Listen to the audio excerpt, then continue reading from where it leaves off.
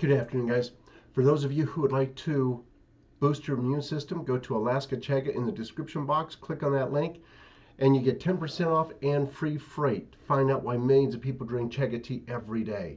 And then for those of you who would like to help our veterans, go to Hero Soap Company. They make great all-natural soap products, and they're owned by vets, and they give part of their profits to veterans down on their luck. And then for those of you who would like to learn more about CBD oil and the health benefits, and you'd like to help yourself as well as help the channel, go to martinbrodellcbd.com, and a large variety of products there.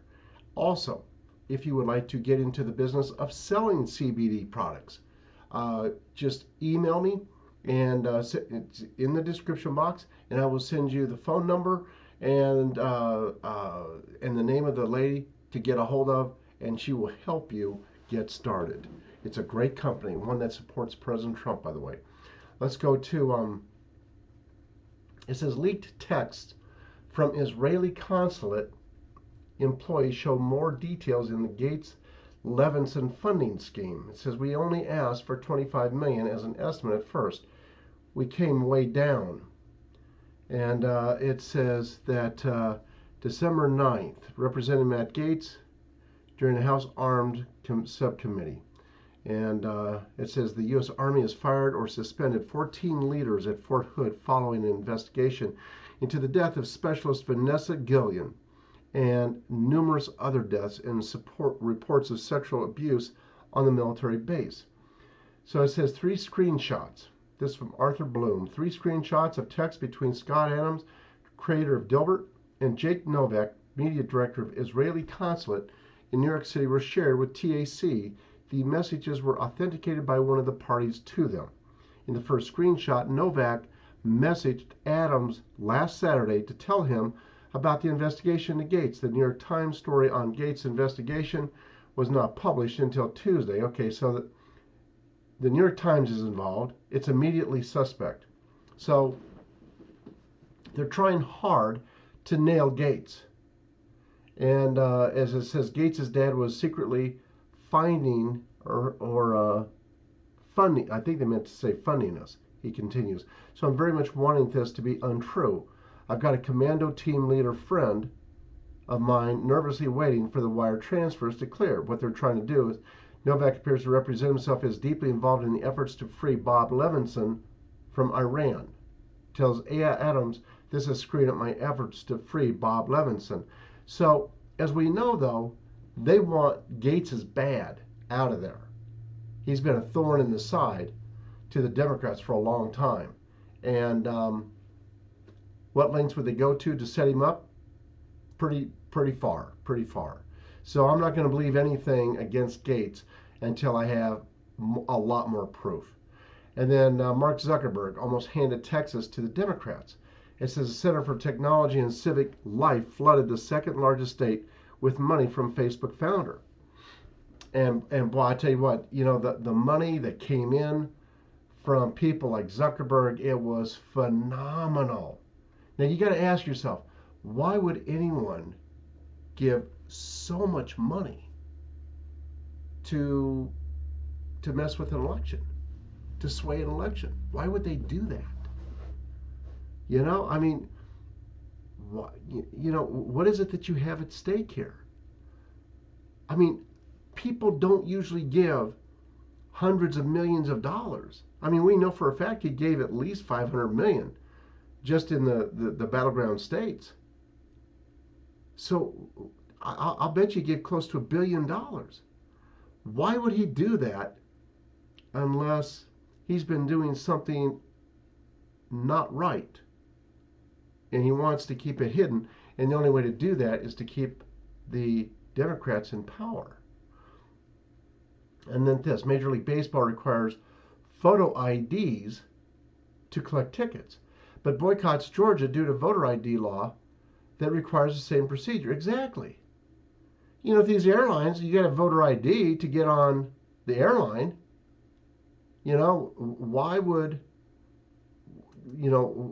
you get mad at a voter ID law, especially when 70% of blacks are all for it?